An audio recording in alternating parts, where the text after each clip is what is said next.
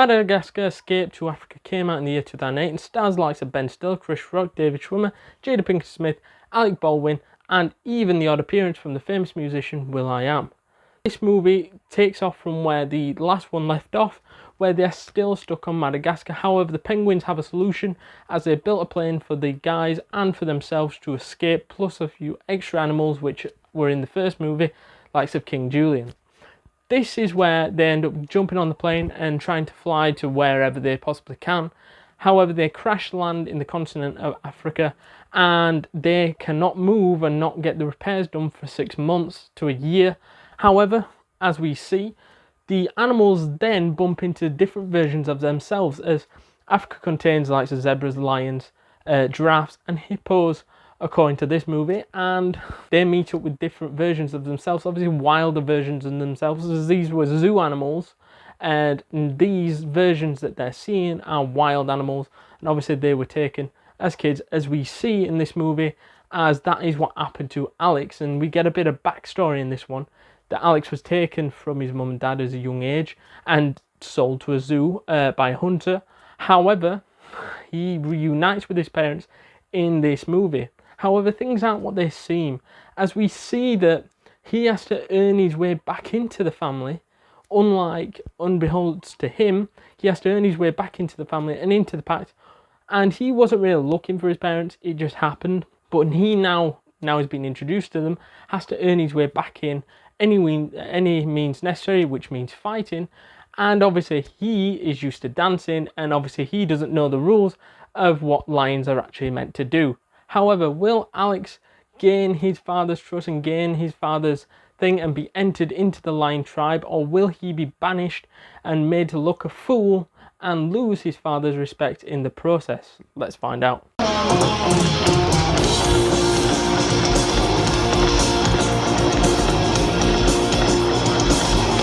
So what I like then about the second installment into the Madagascar franchise is the fact that the story is so immense. Is the best way to describe it is like a mixture of Lion King, if everyone's familiar with that story, and Madagascar meets together and it creates a masterpiece.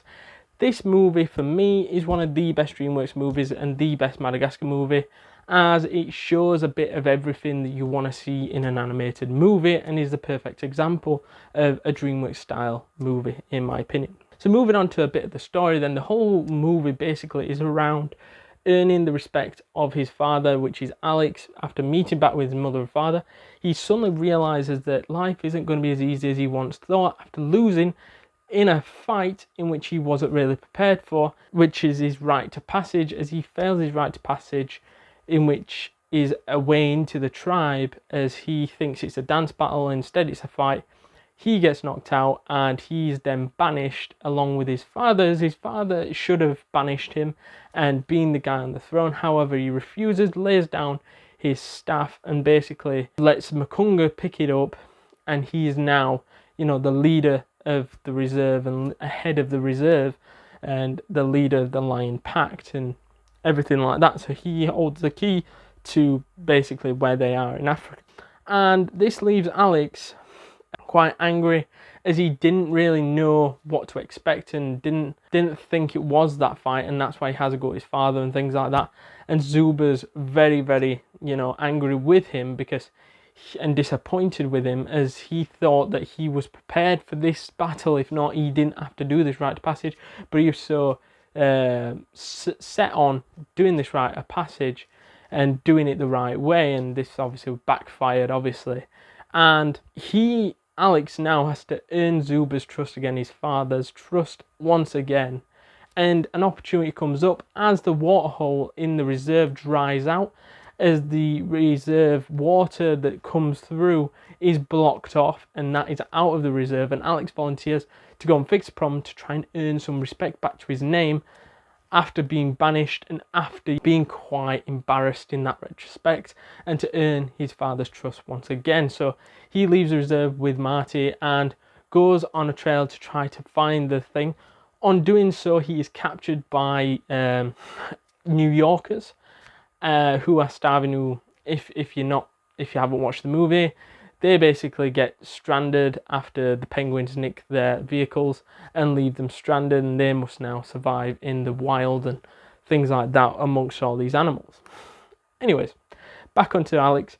So Alex now is basically food for them, and Marty goes back and tells everyone at the thing, and this is where Zuba goes after Alex, and then the Zuba saves Alex, and then they get cornered by these angry New Yorkers, hungry, starving New Yorkers, in which will do anything for food.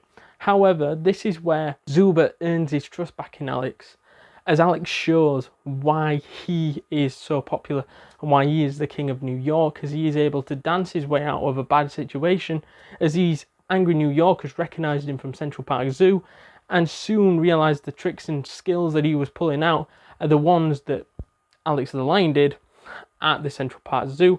It was great to see how his father soon goes, hang on a minute, he's getting us out of trouble, I'm going to join in. That's what he did. And this basically made these angry, starving New Yorkers into happy, clapping, remembering how good Alex the Lion was at Central Park Zoo, how much they miss him.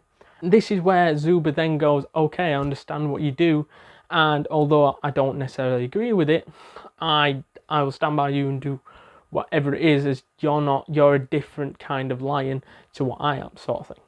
And then this ends the movie when they chop down the dam, the water comes back into the reserve, and then Zuba gains back the throne after Makunga gets taken out by one of the angry New Yorkers, also known as the Nan. So either way, that's sort of the main grasp of the story, and that's very so simple but very effective in my opinion. And let's get on to some of the other things.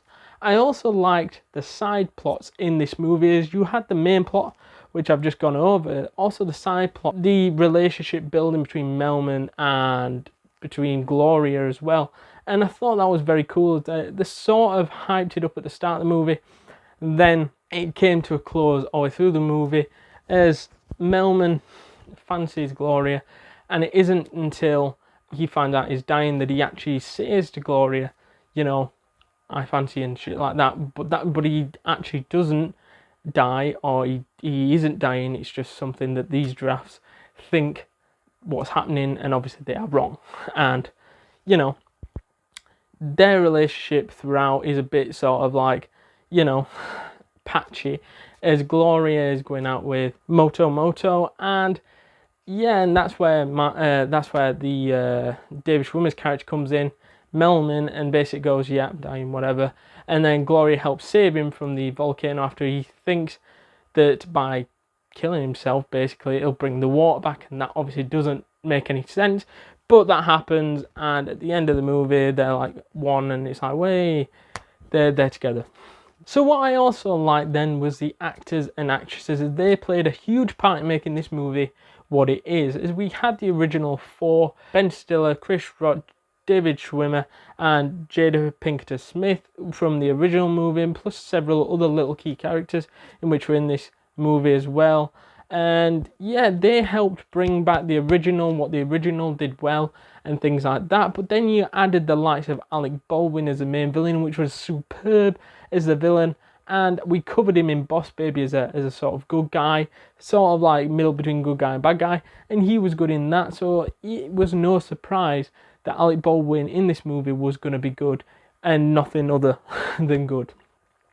We also saw the likes of, you know, Bernie Mac playing Zuba, in which was really cool.